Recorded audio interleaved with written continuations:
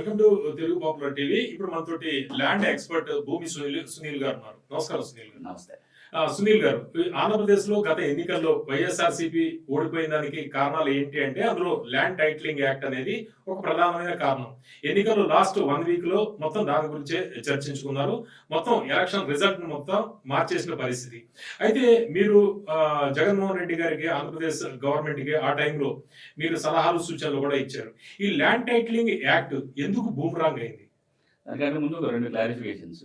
ఒకటి ఏంటంటే, నేను ల్యాండ్ ఎక్స్పర్ట్గా 21 ఇయర్స్గా దాదాపు అన్ని రాష్ట్ర ప్రభుత్వాలకి అవసరం వచ్చినప్పుడు సలహాలు, ఎక్కడ అధికారికంగా కాదు, ఇది నేను ల్యాండ్ మీద పనిచేస్తున్న వ్యక్తిగా పబ్లిక్లో సలహాలు ఇచ్చాను, అడిగినప్పుడు కూడా చెప్పాను. అదే క్రమంలో ఏపీలో టైటిల్ గ్యారంటీ గందరగోళం జరుగుతున్నప్పుడు కూడా నేను మాట్లాడాను ఆ సందర్భంలో. రెండోది ఏంటంటే, టైటిల్ గ్యారంటీ వ్యవస్థ అనేది కేంద్ర ప్రభుత్వం 2004లో అధికారికంగా తీసుకున్న నిర్ణయం. 2004 వరకు ఈ దేశంలో ప్రిజంప్టివ్ ల్యాండ్ రికార్డ్ సిస్టమ్ ఉండేది. అది కూడా ఎక్స్ప్లెయిన్ చేస్తా. భారతదేశంలో అన్ని రాష్ట్రాలలో ప్రిజంప్టివ్ ల్యాండ్ రికార్డ్ సిస్టమ్ ఉండేది. దాని స్థానంలో దాదాపుగా 90 దేశాలలో అమల్లో ఉన్నట్టుగా భారతదేశం కూడా ఇప్పటి నుంచి టైటిల్ గ్యారంటీ వ్యవస్థకు వెళ్తుంది అని చెప్పి కేబినెట్ నిర్ణయం తీసుకొని విధాన ప్రకటన చేశారు. దానికి తగ్గట్టుగా కేంద్రం ఒక పథకం తీసుకొచ్చింది, NLRMP, national land records modernisation programme. అదే ప్రాజెక్ట్ ఇప్పుడు కొనసాగుతుంది, పేరు మారింది. DILRMP అని ప్రస్తుత ప్రభుత్వం కూడా అమలు చేస్తుంది, digital India land records modernisation. మాట్లాడదాం. DILRMP అని పథకం తీసుకొచ్చింది. ఆ పథకం యొక్క అంతిమ లక్ష్యం ఏంటంటే, భారతదేశంలో భూమి హక్కులకి పూర్తి భద్రత ఇచ్చే టైటిల్ గ్యారంటీ విధానం ఉండాలి. అంటే ఏం జరగాలి? ఇప్పుడున్న అన్ని రికార్డుల స్థానంలో భూమికి ఒకటే రికార్డు ఉండాలి. ఆ రికార్డులో ఉన్న వివరాలకి గవర్నమెంటే గ్యారంటీగా ఉండాలి. ఒకవేళ కనుక భూమి హక్కులకి నష్టం జరిగితే ప్రభుత్వం కానీ ఇన్సూరెన్స్ కంపెనీ టైటిల్ ఇన్సూరెన్స్ ఇచ్చేటట్టుగా అవకాశం ఉండాలి. ఇప్పుడు ఏదైతే మన రిజిస్ట్రేషన్ వ్యవస్థ ఉందో, ఇప్పుడు మన వ్యవస్థ డీడ్స్ రిజిస్ట్రేషన్ అంటాం. అంటే దస్తావేజుల రిజిస్ట్రేషన్ జరుగుతుంది తప్ప హక్కుల రిజిస్ట్రేషన్ జరగదు. చాలా దేశాలలో హక్కుల రిజిస్ట్రేషన్ జరుగుతుంది, మన దగ్గర దస్తావేజ్. తేడా ఏంటి? ఓ జోక్ ఉంటుంది రిజిస్ట్రేషన్ సిస్టమ్ మీద. మీరు చార్మినార్ అమ్మొచ్చు, నేను కొనుక్కోవచ్చు, దాన్ని రిజిస్ట్రేషన్ చేసుకోవచ్చు. ఎందుకంటే సబ్ రిజిస్ట్రార్కి హక్కులు ఎవరికి పట్టదు. వాళ్ళకి ఫీజు వచ్చిందా లేదా, స్టాంప్ డ్యూటీ వచ్చిందా, రిజిస్ట్రేషన్ ఫీ వచ్చింది, ఫార్మాలిటీ చూసుకుంటారు. సబ్ రిజిస్ట్రార్కి భూమి హక్కులను ఎంక్వైరీ చేసే అధికారం కూడా లేదు, ఎందుకంటే మన డీడ్ సిస్టమ్ కాబట్టి. దాని ప్లేస్లో టైటిల్ రిజిస్ట్రేషన్ వ్యవస్థ రావాలి అనేది భారతదేశ ప్రభుత్వం 2004లో తీసుకున్న విధానపరమైన నిర్ణయం. దానికి తగ్గట్టుగా నేను చెప్పినట్టు పథకాలు వచ్చినాయి. 2005లో, 2011లో, 14లో, 19లో ముసాయిదా చట్టాలు తయారు చేసినప్పుడు ప్రభుత్వాలు అన్ని రాష్ట్రాలకు పంపారు. మేము ఈ ప్రకారంగా కొత్త చట్టం చేసుకోండి అని. ఆచరణలోకి వచ్చినప్పుడు మీకు జ్ఞాపకం ఉంటే, రాజశేఖర రెడ్డి గారు ముఖ్యమంత్రిగా ఉన్నప్పుడు నిజామాబాద్ లో పైలట్ జరిగింది. భూభారతి పేరుతోటి, ఇప్పుడు తెలంగాణ వచ్చిన చట్టం పేరు దాని నుంచి వచ్చింది. భూభారతి పేరుతోటి నిజామాబాద్ పైలట్ జరిగింది. 2016లో ఇప్పుడు ఎన్డీఏ ప్రభుత్వం ఉన్నప్పుడు రాజస్థాన్ లో ఒక చట్టం తీసుకొచ్చే ప్రయత్నం జరిగింది. మహారాష్ట్ర బిల్లు పెండింగ్ ఉంది, మహారాష్ట్ర ప్రభుత్వం కూడా ఒక బిల్లు చేసుకుంది. నీతి ఆయోగ్ వాళ్ళకి ఎక్స్పర్ట్ కమిటీ వేస్తే, ఎక్స్పర్ట్ కమిటీ ఇక్కడ మన IAS ఆఫీసర్ తెలుగు ఆయన అందరికి కన్వీనర్ గా వండుకుంటూ టైటిల్ గ్యారంటీ కావాలి, ఈ విధి విధానం కావాలని చెప్పారు. ఇంకొక మాట చెప్పినాక ముందుకెళ్దాము. ఇది ఎక్కడి నుంచి వచ్చింది అంతా అంటే, 1989లో అప్పటి ప్లానింగ్ కమిషన్ డిప్యూటీ చైర్మన్ గా ఉన్న మన్మోహన్ సింగ్ గారు ఒక కమిటీ వేశారు. భారతదేశంలో భూమి రికార్డు ఎట్లా ఉండాలి, ఏం చేయాలంటే ఆ 1 man committee. Professor DC Wadhwa గారు గోఖలే ఇన్స్టిట్యూట్ లో ఉండేవారు. ఆయన ఒక 2 ఏళ్ళు అధ్యయనం తర్వాత ప్రిలిమినరీ రిపోర్ట్ మాత్రం ఇచ్చారు, ఇంకా ఫైనల్ రిపోర్ట్ ఇవ్వాలి.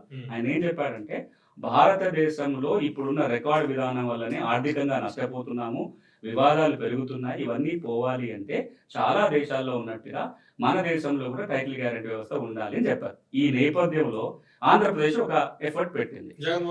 ఆ గవర్నమెంట్ లో ఎఫర్ట్ పెట్టినప్పుడు నేను మొదట్లో లేనన్న, ఎప్పుడైతే ఆ గందరగోళం అవుతుందో నేను ఒక ఎక్స్పర్ట్ గా టైటిల్ గ్యారంటీ గురించి మాట్లాడు. టైటిల్ గ్యారంటీ విధానం ఏంటది? అక్కడ జరిగిన పొరపాటు ఏంటంటే, మీకు 4 వివరించి చెప్తాను. నెంబర్ 1, ముసాయిదా చట్టంలో ఉన్నదానికంటే 2 మార్పులు చేశారు. అక్కడ ఏ మార్పు చేశారంటే, ఈ చట్టం రాగానే వివాద పరిష్కారాలకి జిల్లా స్థాయిలో ట్రిబ్యునల్ ఉండాలి. వివాదం లేని అన్ని టైటిల్ రిజిస్టర్లకు పోతాయి, వివాదంలో ఉన్నాయన్నీ ట్రిబ్యునల్కి వెళ్తాయి. ట్రిబ్యునల్ పరిష్కారం చేసిన తర్వాత టైటిల్ రిజిస్టర్లకు వస్తాయి. ట్రిబ్యునల్ ఎవరు ఉండాలి అనేది ఒక గందరగోళం నెలకొంది. కేంద్రం చెప్పిన ముసాయిదా చట్టాలేమో జ్యుడిషియల్ ఆఫీసర్ ఉండాలని ఉంటుంది. ఇక్కడ గవర్నమెంట్ చేసినప్పుడు దానికి ఏ క్లారిటీ లేదు. అది ఏమైపోయింది, జిల్లా కలెక్టర్ కూడా ట్రిబ్యునల్ ఉండొచ్చు కాబట్టి ఒక వివాదం ఏర్పడింది. రెండోది ఏం జరిగింది అంటే, ఈ టైటిల్ గ్యారంటీ విధానం అనేది ఒక రెవల్యూషనరీ మార్పు, విప్లవాత్మకమైన మార్పు.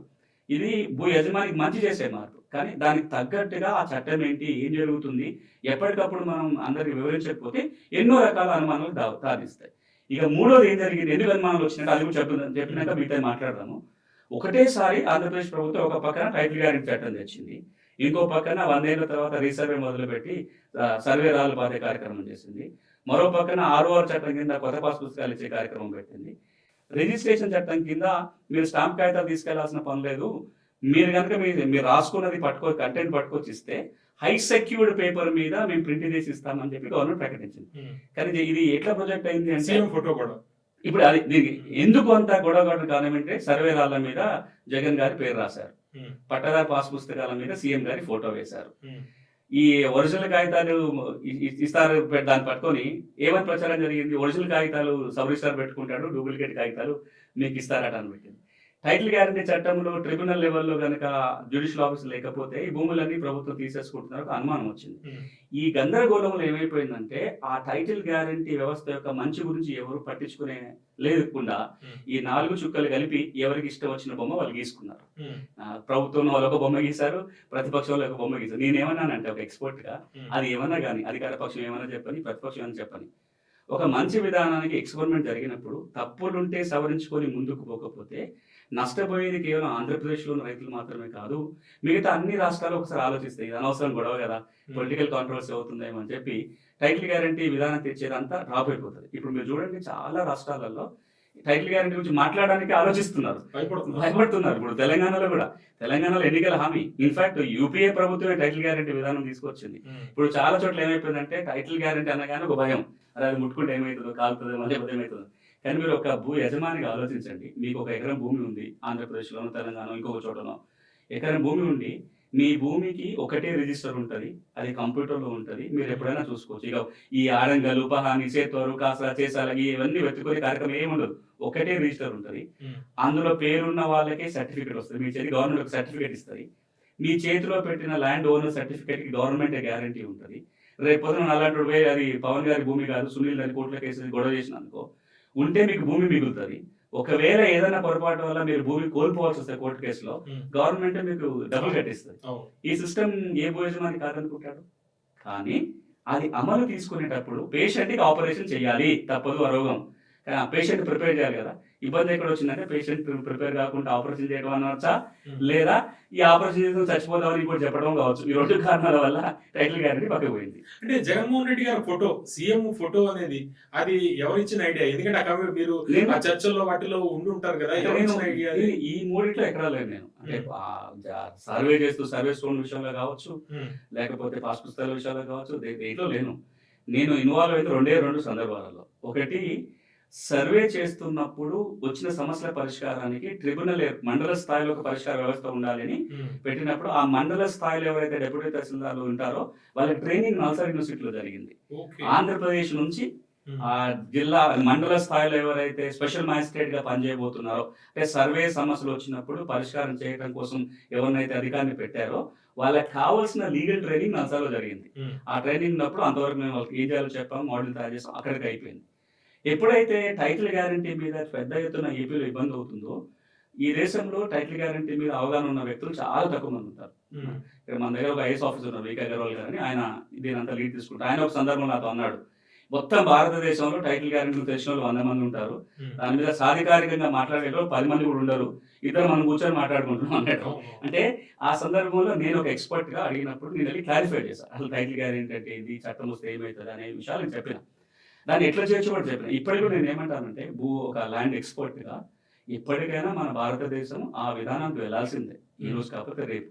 కానీ ఎట్లా వెళ్తాము, దానికి ఎట్లాంటి చట్టం ఉంటుంది, అమలు ఎట్లా చేసుకున్న ఒక స్ట్రాటజీగా వెళ్ళాలి అయింది. కాబట్టి ఇప్పుడు భయం ఏంటంటే ఇంకెప్పుడు ఎవరు దాన్ని ఇంకొక 5-10 ఏళ్ల పాటు సునీల్ గారు, ఇప్పుడు ల్యాండ్ టైటిలింగ్ యాక్ట్ ఏపీలో అది రద్దయింది. ఎందుకంటే చంద్రబాబు గారు ఆల్రెడీ ఎన్నికల టైంలో దాన్ని విమర్శించారు, వాళ్ళు చెప్పినట్టే దాని యాక్ట్ ని రద్దు చేశారు. ఇప్పుడు మీ భూమి మీ హక్కు, దాంతో పాస్ పుస్తకాలు కూడా ఇస్తున్నారు. దీని మీద మీ అభిప్రాయం ఏంటి, ఎట్లా ఉంది? అంటే మీ భూమి మీ హక్కు అనేది నాకు ఆ పేరు ఎందుకు బాగా ఇష్టం అంటే, నేను ఒక టీవీ ఛానల్లో చేస్తున్న 7 సంవత్సరాలుగా ప్రతి గురువారం చేసే కార్యక్రమం పేరు మీ భూమి మీ హక్కు. నేను టీవీ సీరియల్ రికార్డులో బ్రేక్ చేశా. దాదాపుగా 400 వారాలు దాటిపోయింది. ప్రతి గురువారం సాయంత్రం భూముల గురించి మాట్లాడారు. ఆ కార్యక్రమం పేరు మీ భూమి మీ హక్కు. సో ఇప్పుడు ఆ మీ భూమి మీ హక్కు అని ఆంధ్రప్రదేశ్ ప్రభుత్వం ఒక కార్యక్రమం చేసుకుంటూ వాళ్ళు చేస్తున్న పనుల్లో ఏంటంటే, ఒక 20 రోజుల పాటు రెవెన్యూ యంత్రాంగం గ్రామాలకు వెళ్ళి రెవెన్యూ సమస్యల పరిష్కారం చేసుకుంటూనే జగన్ గారి గవర్నమెంట్ ఉన్నప్పుడు ఏదైతే రీసర్వే చేసి కొత్త పాస్ పుస్తకాలు జారీ చేశారో వాటన్నిటిని రద్దు చేసి వాటి స్థానంలో కొత్త పుస్తకాలు ఇస్తున్నారు. జగన్ గారి గవర్నమెంట్ లో ఏం చేశారు, పాస్ పుస్తకం మీద సీఎం గారి ఫోటో వేశారు. మీకు జ్ఞాపకం ఉంటే అదే చర్చ తెలంగాణ కూడా జరిగింది. ధరణి వస్తున్నప్పుడు కొత్త పాస్ పుస్తకాలు తెలంగాణలో అయితే మొత్తం అందరు రైతులు కొత్త పాస్ పుస్తకాలు ఇచ్చారు. పాస్ పుస్తకం మీద కేసీఆర్ గారి ఫోటో పెట్టాలని చర్చ వచ్చింది. కానీ ఇక్కడ చాలా ఒత్తిడి ఉండే, మరి ఒత్తిడిగా అనుకున్నారు, వాళ్ళతో వాళ్ళు నిర్ణయం తీసుకున్నారు. ఇక్కడైతే పుస్తకం మీద ముఖ్యమంత్రి గారి ఫోటో ఇక్కడ వేయలేదు. కానీ ఏపీలో చీఫ్ మినిస్టర్ గారి ఫోటో దాని మీద వచ్చింది. ఇప్పుడు ముఖ్యమంత్రి గారి అప్పటి ముఖ్యమంత్రి గారి ఫోటోతో ఉన్న అన్ని పాస్ పుస్తకాలు రద్దు చేసుకుంటూ ఈ కార్యక్రమం ద్వారా కొత్త పుస్తకాలు ఇచ్చుకుంటూ పోతారు. అదొక కార్యక్రమం. రెండోది, మనం ఇంట్లో అంటే తెలంగాణలో ఉన్నట్టుగానే సాదాబాయినామా సమస్య ఆంధ్రప్రదేశ్ కూడా ఉంది. ఏ ప్రభుత్వం వచ్చినా డేట్ పొడిగించుకుంటూ పోతున్నారు కొత్త దరఖాస్తు తీసుకోవడానికి. నేను అంతకుముందు టీడీపీ ప్రభుత్వం ఉన్నప్పుడు వెళ్ళి ఆ సాదాబాయినామా పనిచేస్తాను, జగన్ గారి గవర్నమెంట్ లో పనిచేస్తాను. ఇప్పుడు కూడా మళ్ళీ ఒకసారి డేట్ ఎక్స్టెండ్ చేశారు. అంటే ఇంకా 2 ఏళ్ల పాటు సాదాబాయినామా దరఖాస్తు తీసుకుని ఒక అవకాశం కల్పించి పరిష్కారం చేస్తున్నారు. రీసర్వేలో ఉత్పన్నమైన సమస్యలు ఏవైతే ఉన్నాయో వాటిని పరిష్కారం చేసుకుంటూ రీసర్వే ఇప్పుడు కొనసాగుతుంది. అంటే జగన్ గారి గవర్నమెంట్ లో ఇచ్చిన ఒక చట్టము రద్దయింది, టైటిల్ గారి చట్టం రద్దయిపోయింది. కానీ రీసర్వే ప్రాజెక్ట్ ఏదైతే ఉందో అది కొన్ని మార్పు చేర్పులతో కొనసాగుతుంది అక్కడ. ఇవి ఇప్పుడు ఏపీలో జరుగుతున్నాయి. మళ్ళీ అంటే నేను 2014 నుంచి 2 రాష్ట్రాలలో ఎవరు అధికారంలో ఉన్నా ఒక ఎక్స్పర్ట్ గా వెళ్ళి అక్కడ పాల్గొన్నా. మీకు జ్ఞాపకం ఉంటే 2014 మొదటిసారి టీడీపీ గవర్నమెంట్ అక్కడ అధికారం ఉన్నప్పుడు చుక్కల భూముల సమస్య చాలా పెద్ద సమస్య ఆంధ్రప్రదేశ్ లో. 12 లక్షల ఎకరాలలో అలాగా ఆర్ఎస్ఆర్ చుక్కలు ఉన్నాయి కాబట్టి పట్టా భూములు కాస్త నిషేధ జాబితాలో చేరినాయి. దాని పరిష్కారం కోసం ఒక చట్టం రాసాం, అది నేనే డ్రాఫ్ట్ చేశాను 2017లో. అది చాలా పాపులర్ చట్టం, చుక్కల భూముల చట్టం అని చెప్పి. తర్వాత ఆంధ్రప్రదేశ్ లో తెలంగాణ 2 రాష్ట్రాలు అప్పటి ప్రభుత్వాలు, మొదటిసారి అధికారం వచ్చిన ప్రభుత్వాలు భూ చట్టాలన్నిటినీ అధ్యయనం చేసి మార్పు చేర్పులు సూచించాలి అంటే తెలంగాణ కమిటీలో ఉన్నాను, ఆంధ్రప్రదేశ్ లో భూ చట్టాలు సవరించినప్పుడు కూడా పాల్గొన్నాను. ఈ 2 ఎగ్జాంపుల్స్ ఎందుకు చెప్తున్నానంటే పార్టీలకు అతీతంగా ఎవరున్నారని అతీతంగా భూ సమస్యల పరిష్కారానికి మనం ఎప్పుడు శాశ్వత పరిష్కారం దిశగా ముందుకెళ్ళాలి. అది రాజకీయంగా మంచి చేస్తుందా చెడు చేస్తుందా కాసేపు పక్కన పెట్టి తెలంగాణ కావచ్చు, ఆంధ్రప్రదేశ్ కావచ్చు, ఆ మాటకు వస్తే దేశవ్యాప్తంగా భూ పరిపాలన కనుక మనం చక్కదిద్దకపోతే అది కేవలం భూ యజమానికి నష్టం మాత్రమే కాదు, ప్రభుత్వాలకి నష్టము. ఇదే లా అండ్ ఆర్డర్ సమస్యలకు దారితీస్తుంది. భూ సమస్యలు పెరిగితే సివిల్ కోర్టులో ఈ రోజుకు 66% లిటిగేషన్ భూములే, భూ తగాదాలే. రెండోది, మనం అందరం పెట్టుబడుల గురించి మాట్లాడుతున్నాం, దావోస్కి వెళ్ళి మనం పెట్టుబడుల ఆకర్షణ గురించి మాట్లాడుతున్నాం, ఈజ్ ఆఫ్ డూయింగ్ గురించి మాట్లాడుతున్నాం. ఈజ్ ఆఫ్ డూయింగ్ బిజినెస్ లో మనం ముందుండాలన్నా, పెట్టుబడి రావాలన్నా అతి ప్రధానమైనది ల్యాండ్ గవర్నెన్స్ బాగుండటం. ల్యాండ్ గవర్నెన్స్ బాగుండటం అంటే ఏంటి? భూమి హక్కులకు భద్రత ఉండాలి, సమస్య వస్తే వెంటనే పరిష్కారం చేసే విధానం ఉండాలి, రిజిస్ట్రేషన్ అంటేనే మ్యూటేషన్ జరిగే విధానం ఉండాలి. వీటి ఆధారంగా ర్యాంకింగ్లు వస్తాయి. కాబట్టి ఇప్పటికైనా మీరు ఏ కోణం నుంచి తీసుకున్నా భూమి ప్రధానం. దురదృష్టం ఏంటంటే భూమి ఊరికే మెయిన్ స్ట్రీమ్ ఎజెండాలో ఉండదు, అట్లా వస్తుంటది పోతుంటది. ఇప్పుడు ఒక 6 నెలల పాటు ధరణి భూభాషకి మాట్లాడుకున్నాం, ఇప్పుడు ఇంకేదో ఎజెండా ఉంటుంది. ఆంధ్రప్రదేశ్ లో కూడా మొన్నటిదాకా టైటిల్ గ్యారెంటీ అవన్నీ పెద్ద డిస్కషన్ అయింది, మళ్ళీ అదేం ఎజెండాలో ఉండదు, ఇంకోటి పోతుంది. కానీ ఏ ప్రభుత్వాలు, ఏ ప్రాంతాలు, ఏ రాష్ట్రాలు అయితే భూ పరిపాలన చక్కదిద్దుకుంటంలో ముందుంటాయో ఆ రాష్ట్రాలే, ఆ దేశాలే, ఆ ప్రాంతాలే అభివృద్ధి చెందిన ప్రాంతాలుగా మారుతాయి. ఒక్కసారన్నా భూ పరిపాలన సవరించుకోకుండా, ల్యాండ్ హక్కులని మనం కాపాడుకోకుండా అభివృద్ధి చెందిన ప్రాంతాలు మీకు ఏది కనపడదు. మీరు ఏ డెవలప్డ్ నేషన్ స్టోరీ చూడండి, అమెరికా కావచ్చు, ఆస్ట్రేలియా కావచ్చు, బ్రిటన్ కావచ్చు, ఏదైనా సరే వాళ్ళ ల్యాండ్ గవర్నెన్స్ సిస్టమ్ కొంచెం సరిగా పెట్టుకున్నారు. ఇది ఎందుకంటున్నానంటే ఏదో ఒక కాంట్రవర్సీలోకి పోయి అది పక్కదారి పట్టకుండా రైతు కోణంలో ఆలోచన జరగాలి.